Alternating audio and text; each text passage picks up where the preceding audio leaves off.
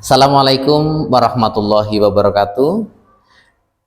Pernah nggak sih Anda ada di posisi di mana harus memilih antara ngomong jujur atau melindungi teman?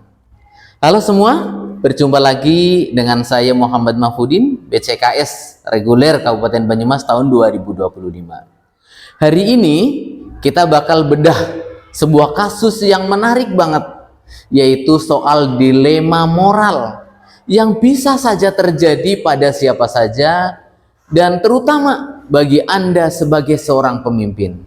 Judulnya adalah tentang dompet yang hilang.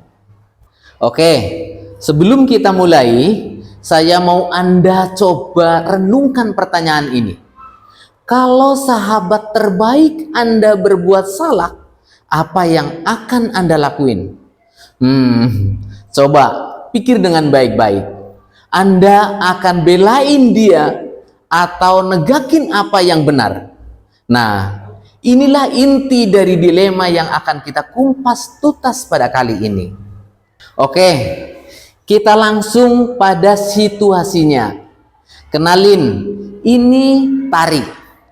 Dia lagi di perpustakaan dan melihat dengan mata kepalanya sendiri, Rara sahabatnya itu mengambil dompet yang jelas-jelas bukan punya dia, terus memasukkan ke dalam tasnya. Kita sebut saja bagian pertama ini dilema di perpustakaan. Disinilah semuanya menjadi rumit dan di mana pilihan-pilihan sulit mulai muncul buat Tari. Biar kita paham situasinya, kita perlu tahu dulu siapa saja yang terlibat di sini. Tentu ada Tari yang terjebak di tengah-tengah. Terus ada Rara sahabatnya yang berbuat salah.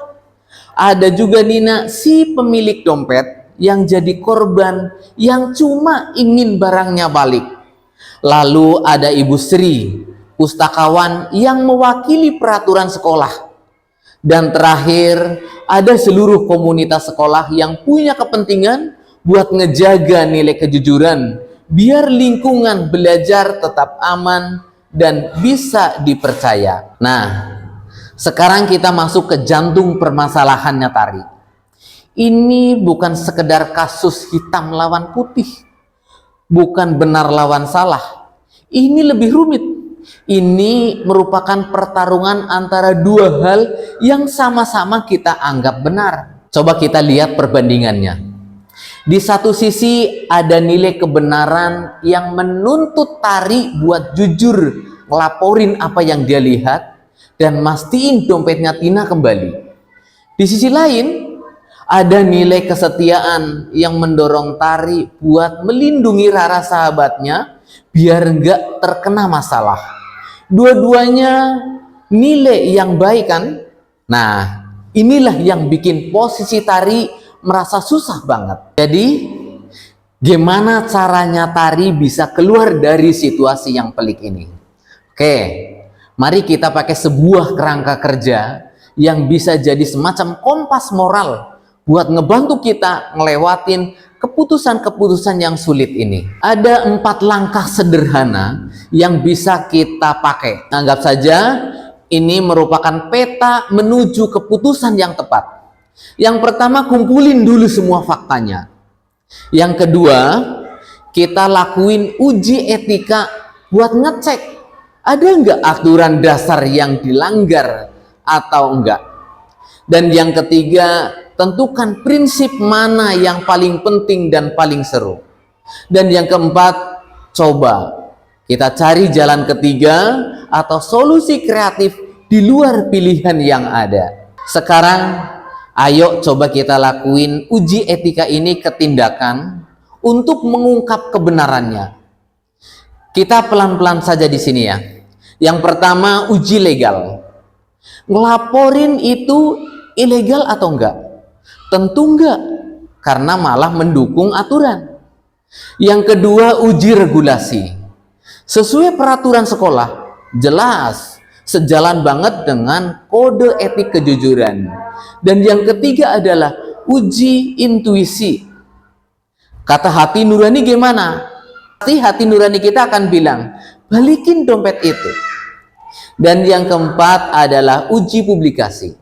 Gimana kalau tindakan ini terdengar oleh warga sekolah? Orang pasti akan muji kejujuran. Dan yang terakhir adalah uji panutan. Apa yang bakal dilakuin idola kita? Mereka pasti akan milih integritas. Jadi intinya apa? Bertindak demi kejujuran itu semuanya lolos dari ujian ini.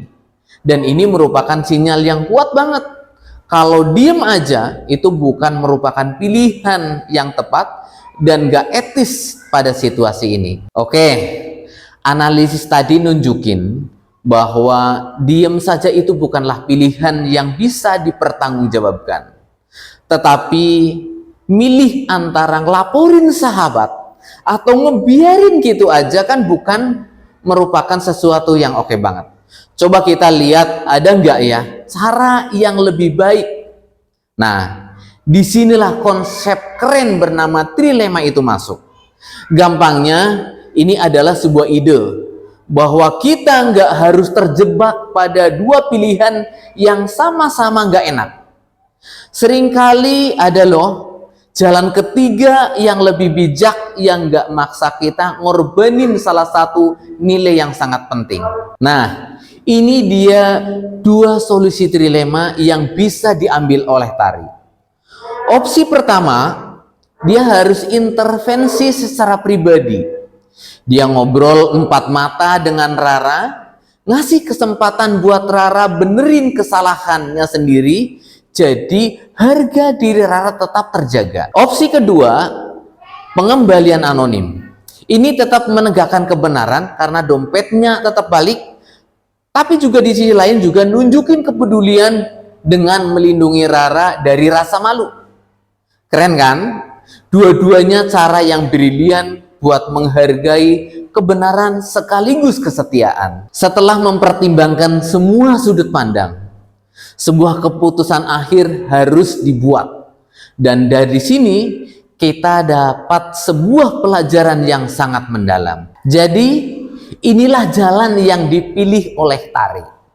Tari memutuskan untuk ngobrol langsung sama dengan Rara. Dan keputusan ini merupakan keputusan yang sangat cerdas. Karena menggabungkan kepedulian ke sahabatnya dengan ketegasan pada aturan.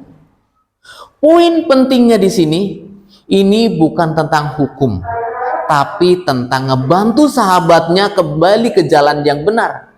Dan ini adalah care-based thinking dalam prakteknya. Dan ini yang jadi pelajaran utamanya. Integritas harus ditempatkan di atas kesetiaan buta. Melindungi teman dari konsekuensi kesalahannya mungkin terasa setia ya. Akan tetapi kesetiaan yang sejati itu adalah ngebantu mereka menjadi versi terbaik dari diri mereka sendiri. Dan kadang itu artinya ngebiarin mereka menghadapi kebenaran. Jadi apa yang bisa kita ambil dari analisis ini buat hidup kita? Yang pertama, persahabatan sejati itu soal saling membuat jadi lebih baik, bukan memaklumi kesalahan. Yang kedua, aturan dan rasa peduli itu bisa dan seharusnya bisa jalan bareng. Dan yang ketiga yang terpenting adalah ngasih kesempatan kedua itu merupakan seringkali jauh lebih efektif daripada menghukum secara langsung. Semoga kita bisa menjadi pemimpin yang mengamalkan kebijakan untuk kebajikan. Assalamualaikum warahmatullahi wabarakatuh.